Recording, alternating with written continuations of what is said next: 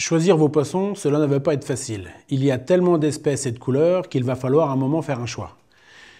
Vous allez avoir des poissons qui vivent en banc, qui sont très connus comme les néons. Vous allez avoir des poissons qui vont se reproduire facilement, comme les guppies, les platies, les xyphos. Ce sont des poissons qui sont très bien pour débuter. Limitez malgré tout le nombre d'espèces pour avoir un ensemble harmonieux.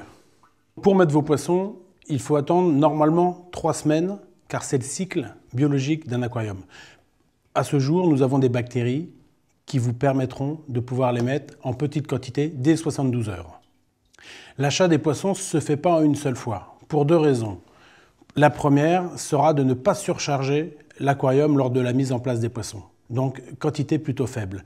La deuxième sera de prendre son temps pour choisir les espèces ou les couleurs que vous pourrez découvrir dans les magasins. Le nombre de poissons que vous pouvez mettre dans un aquarium est déterminé par le volume et les différentes espèces. Une petite astuce, normalement nous comptons 1 cm de poisson pour 2 à 3 litres d'eau. Prenez bien en compte la taille adulte des poissons. Il y aura des associations de poissons qui ne pourront pas se faire. Par exemple, des poissons d'eau douce avec des poissons d'eau de mer, des cyclidés avec des vivipares. Une fois que les poissons sont introduits dans l'aquarium, je vous conseille de couper la lumière pendant 24 heures et surtout de ne pas donner d'alimentation. Ces poissons vont avoir une période un peu de stress sur ces premières 24 heures et de les mettre dans le noir, ça les rassurera. Il est très important d'observer l'aquarium parce que c'est vous qui allez maintenir son écosystème. Vous pouvez voir des signes qui pourront vous alarmer, de style des poissons qui sont en surface alors qu'ils n'y sont jamais, qui ont l'air de chercher de l'oxygène.